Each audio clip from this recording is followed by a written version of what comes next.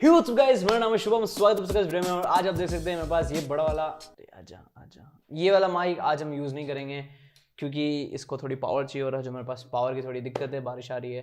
तो आज हम बात करेंगे इस वाले माइक्रोफोन से। तो आप मुझे ज़रूर बताना कमेंट सेक्शन में कि कैसी है साउंड ऑडियो क्वालिटी। शुरू करते हैं आज की वीडियो। तो फाइनली मोटोरोला की नींद खुल चुकी है और अब वो जाग चुके हैं और आ चुके हैं मैदान में फ्लैगशिप फोन कैटेगरी के अंदर। यार मेरे बाल बहुत ज़्यादा सिल्की हो रहे हैं। तो फाइनली मोटोरोला आ चुका है फ्लैगशिप फोन कैटेगरी के अंदर और मोटोरोला ने लॉन्च किया है मोटोरोला एज प्लस, एक फ्लैगशिप फोन उनकी तरफ से। वो कहते हैं कि ये सबसे टॉप नॉच फोन है मोटोरोला की तरफ से अब तक का। तो आइए देखते हैं क्या है इसमें और क्या आपको खरीदना चाहिए, क्या आपको अपना इतना सारा पैसा खर्च करना चाहिए। काफ़ी महंगा फ़ोन निकाला है मोटोरोला ने। इसकी प्राइस सबसे पहले बता देता हूँ मैं। इसकी प्राइस है 75,000 फ्लिपकार्ट के ऊपर। 12GB रैम और 256GB इंटरनल स्टोरेज के साथ वाला वेरिएंट लेते हैं। तो क्या आपको 75,000 का मोटोरोला का फ़ोन लेना चाहिए? लेट्स गो, बात करते हैं इसके बारे में। वीडियो शुरू करने से पहले अगर आपने चैनल को सब्सक्राइब नहीं किया तो चैनल को सब्सक्राइब जरूर कर देना, क्योंकि मैं चैनल पर डेली वीडियोस डालता हूँ। पता है आप लोगों को, डेली हर रोज़ आती है वीडियोस। कल नहीं आई थी क्योंकि हाँ मतलब कभी कभी नहीं आती, बाकी डेली वीडियोस आती है, हर रोज आती है। सच में मजाक नहीं कर रहा हूँ। तो सबसे पहले हम बात करेंगे इसकी डिज़ाइन, इसके लुक्स के बारे में। फिर हम बात करेंगे इसके अंदर क्या क्या माल है, क्या क्या इसकी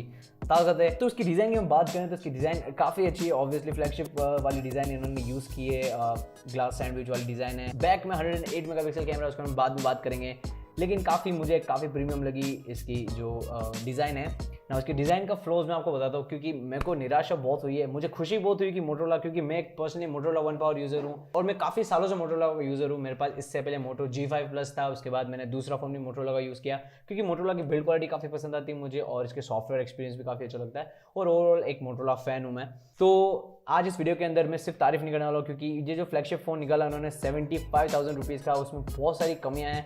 तो बात करेंगे इसकी कमियों के बारे में। तो इसकी जो डिज़ाइन है ये थोड़े पीछे चल रहे हैं अपने जनरेशन के हिसाब से, क्योंकि तो इनका जो फ्रंट पैनल है वो एकदम कर्व्ड है। दोनों ही साइड से कर्व डिस्प्ले इन्होंने यूज़ किया। और कर्व डिस्प्ले जो दूसरी कंपनीज है, सैमसंग और बहुत सारी दूसरी कंपनीज है जितनी भी, उन सब ने यूज़ करके इसको बंद कर दिया है। क्योंकि इसका बहुत बड़ा दिक्कत वो है कि तो आप जो अपने फ़ोन को पकड़ते हो, यूज़ करते हो, तो आपकी जो दूसरी फिंगर्स होती है, आपका जो पाम होता है वो उस पर टच होता है और बहुत ज़्यादा फॉल्स टचेज हो जाते हैं स्क्रीन पे, जो कि बहुत ज़्यादा बेकार एक्सपीरियंस देते हैं आपको टच का। और ऐसा लगता है आप बहुत लोकल फ़ोन यूज़ कर रहे हैं। ये वाली जो टेक्नोलॉजी वो इतनी एडवांस नहीं है, तो इन्होंने भी कुछ सॉफ्टवेयर इंप्रूवमेंट्स किए होंगे फॉल्स टचेस को हटाने के लिए। लेकिन मैंने बहुत सारे रिव्यूज़ देखे। मेरे पास एक्चुअल में फ़ोन है नहीं अभी, क्योंकि एक छोटा चैनल है, इसमें थोड़ा बजट कम है। तो चैनल को जल्दी से सपोर्ट करो, लाइक करो, सब्सक्राइब करो और चैनल को थोड़ा ग्रो करिए, ताकि एक्चुअल यूनिट्स ला के मैं चेक कर सकूँ और आपके साथ शेयर कर सकूँ कि क्या आपको खरीदना चाहिए या नहीं खरीदना चाहिए। तो मैंने बहुत सारे रिव्यूज़ देखे। मैंने सिर्फ एक रिव्यू चैनल नहीं देखा, मैंने काफ़ी इसके रिव्यूज़ देखे और एक्चुअली मैंने वीडियोस को बहुत ही ध्यान से देखा है। तो सच में जो कर्व डिस्प्ले है ये इतना भी कुछ परफेक्ट नहीं है। कर्व डिस्प्ले अगर नहीं भी देते तो भी ये काफ़ी अच्छा हो जाता। और इसमें कर्व डिस्प्ले का इन्होंने कुछ बहुत ज़्यादा यूज़ नहीं किया है, छोटे मोटे यूज़ किए इसमें। जैसे कि अगर आप इसको फेस डाउन रखते हो, जैसे अगर डिस्प्ले आप नीचे रख के रखते हो, जो कि बहुत कम लोग रखते हैं। मैं खुद पर्सनली आज दिन तक मैंने अपने फ़ोन को फेस डाउन नहीं रखा है, हमेशा नॉर्मली रखते हैं, क्योंकि स्क्रीन पे स्क्रैचेस पड़ जाते हैं। लेकिन अगर आप उन लोगों में से जो अपने फ़ोन को उल्टा रखते हैं, फेस डाउन करके रखते हैं, तो आपको जो इस फ़ोन की एज है उसमें एक छोटा सा एक एनिमेशन दिखेगा। तो छोटा सा फीचर है, लेकिन इतना भी कुछ खास नहीं है, क्योंकि हम अपना फ़ोन को उल्टा नहीं रखते। पंच होल कैमरा है एकदम साइड में, जो कि ठीक है, अच्छा लगता है, अच्छा लुक है ना। इसकी एक और बुरी बात मुझे ये लगी कि काफ़ी थिक फ़ोन है। मोटोरोला के फ़ोन से ऑब्वियसली बहुत सालों से मोटे मोटे आते हैं, लेकिन अब थोड़ा इनको अपनी साइज़ को थोड़ा कम करना चाहिए। ऑब्वियसली इसके अंदर 5000 mAh की बैटरी है। मेरे मोटोरोला 1 पावर के अंदर भी 5000 mAh बैटरी है, लेकिन ट्रस्ट में अपन सोचते हैं कि बहुत ज़्यादा बैटरी होनी चाहिए। लेकिन अकॉर्डिंग टू मी, मेरे को 5000 mAh बैटरी का फ़ोन में यूज़ कर रहा हूँ, लेकिन फिर भी इसमें भी कई बार बैटरी इशूज़ आ जाते हैं सॉफ्टवेयर की वजह से। तो अगर आपका सॉफ्टवेयर अच्छे से ऑप्टिमाइज्ड है तो आपको 5000 mAh की बैटरी की जरूरत बिल्कुल भी नहीं है। 4000 mAh की बैटरी में अगर आपका सॉफ्टवेयर अच्छे से ऑप्टिमाइज किया हुआ है तो 5000 mAh की बैटरी से भी ज़्यादा अच्छा चलेगा। ये मेरा पर्सनल एक्सपीरियंस है मोटोरोला 1 पावर का, जिसके अंदर 5000 mAh की बैटरी है। बहुत ज़्यादा थिक बनाया इस फ़ोन को, और उसके बाद थिक बनाने के बावजूद इनका जो कैमरा बम्प है वो बहुत ज़्यादा बाहर निकला हुआ है। इतनी थिक बॉडी के अंदर तो कैमरा बम्प को फ्लैट रखा जा सकता था। कुछ कह नहीं सकते, क्योंकि 108 मेगापिक्सल कैमरा है, उसके बारे में बाद में बात करेंगे।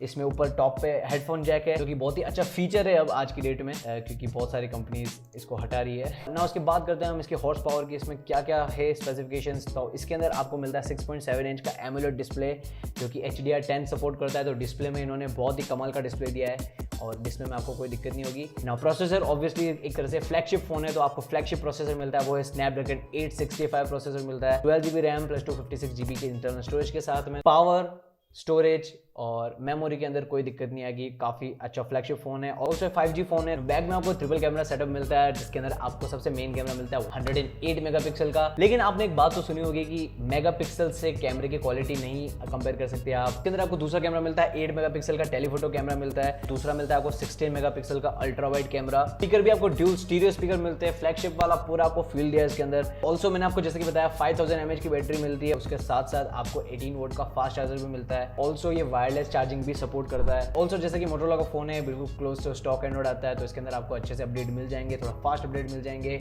होपफुली, क्योंकि मोटोरोला वन डिवाइसेस के अंदर सारे अपडेट्स फास्ट मिल रहे हो जल्दी जल्दी। मोटोरोला बीच में थोड़ा अपने अपडेट्स के अंदर थोड़ा चूक गया था, थोड़ा होमवर्क नहीं करके लाता था, लेकिन अब बिल्कुल समझदार हो चुका है मोटोरोला, बहुत ही फास्ट अपडेट्स देता है। ऑल्सो इसके अंदर जो जीपीयू है वो है स्नैपड्रैगन 865 प्रोसेसर के साथ में आपको जीपीयू मिलता है 650 जीपीयू, एड्रेनो 650 जीपीयू, जो कि एक अच्छी खासी आपको गेमिंग परफॉर्मेंस भी दे देगा। सेंसर्स डिपार्टमेंट में आपको सभी तरह के सेंसर मिलते हैं, accelerometer, gyroscope, proximity, ambient light sensor. Also connectivity के अंदर आपको ऑब्वियसली 5G मॉडेम मिलता है। स्नैपड्रैगन 865 इसलिए आपको ब्लूटूथ 5.1 मिलता है जो कि काफी अच्छा ब्लूटूथ है।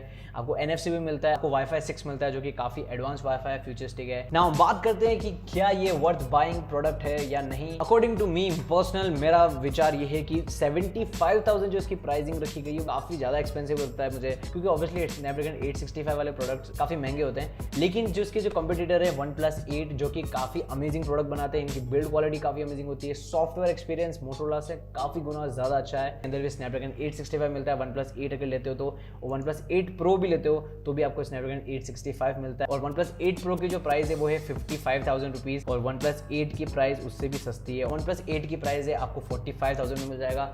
तो 75,000 कहाँ पे और 45,000 कहाँ पे? इसके अंदर आपको बहुत ज़्यादा अच्छे अच्छे फीचर्स मिल जाएंगे। आपको 90 हर्ट्ज का डिस्प्ले मिल जाएगा, आपको OnePlus 8 के अंदर 90 हर्ट्ज का डिस्प्ले मिल जाएगा। और अगर आप 55,000 रुपीज़ खर्च कर सकते हैं तो आपको 120 हर्ट्ज का डिस्प्ले मिल जाएगा। जब हम बात करें मोटोरोला एज प्लस की, तो मोटोरोला एज प्लस का जो डिस्प्ले है वो 90 हर्ट्ज का डिस्प्ले है। आपको 75,000 रुपीज़ के अंदर सिर्फ 90 हर्ट्ज का डिस्प्ले मिलेगा, जहाँ पे OnePlus 8 अगर आप OnePlus 8 Pro लेंगे तो वहाँ पे 55 रुपीज़ के अंदर 120 हर्ट्ज का डिस्प्ले मिल जाएगा आपको। Plus Snapdragon 865, 5G, wifi 6, Bluetooth 5.1 सब कुछ मिल जाएगा, एक पावरफुल डिवाइस मिल जाएगा आपको। और एक बहुत इंपॉर्टेंट चीज़, जैसे कि हम लोग फ़ोन्स को यूज़ करने के बाद 2-3 साल बाद जब उनके अपडेट्स आने बंद हो जाते हैं तो हम कस्टम रोम्स का सपोर्ट लेते हैं। और जितने भी डेवलपर्स हैं वो ऑब्वियसली जितने फ़ोन्स ज़्यादा बिकते हैं, जितने फ़ोन्स फेमस होते हैं, जितने फ़ोन्स के ज़्यादा यूजर्स होते हैं, उन्हीं के लिए कस्टम रोम्स ज़्यादा बनती है। तो कंपेयर करें हम OnePlus के प्रोडक्ट की और मोटोरोला के प्रोडक्ट की, तो ऑब्वियसली ज़्यादा सेल OnePlus के प्रोडक्ट की होती है। तो अगर OnePlus के प्रोडक्ट लेते हैं तो आपको OnePlus 8 Pro लेंगे तो आपको 2 फायदे, एक आपको कस्टम रोम्स के भी फीचर्स मिल जाएंगे आपको फ्यूचर में। ऑल्सो अगर आपको फ्यूचर में इसको कभी सेल करना होगा, तो अगर आप मोटोरोला एज प्लस को सेल करने जाएंगे या फिर OnePlus 8 Pro को सेल करने जाएंगे तो ऑब्वियसली आपको OnePlus 8 Pro की ज़्यादा अच्छी प्राइसिंग मिलेगी। लेकिन मोटोरोला का जो कमबैक है एक फ्लैगशिप प्रोडक्ट के अंदर काफ़ी धांसुआ है, काफ़ी अच्छा है, बिल्कुल बेकार प्रोडक्ट नहीं है, काफ़ी अच्छा प्रोडक्ट है। लेकिन कुछ थोड़ी कमियां हैं क्योंकि काफ़ी सालों बाद आया है। लेकिन होपफुली जो नेक्स्ट जनरेशन है एच प्लस का या फिर कुछ दूसरा प्रोडक्ट आएगा फ्लैगशिप, वो होपफुली काफ़ी अच्छा हो। लेकिन ये सारी कमियां आपको जानना ज़रूरी है, तो मैंने आपको बता दी। आई होप आपको वीडियो पसंद है। अगर पसंद है इस वीडियो को लाइक जो करना, शेयर जो करना, सब्सक्राइब कर देना, सब्सक्राइब करवा देना। Thank you so much.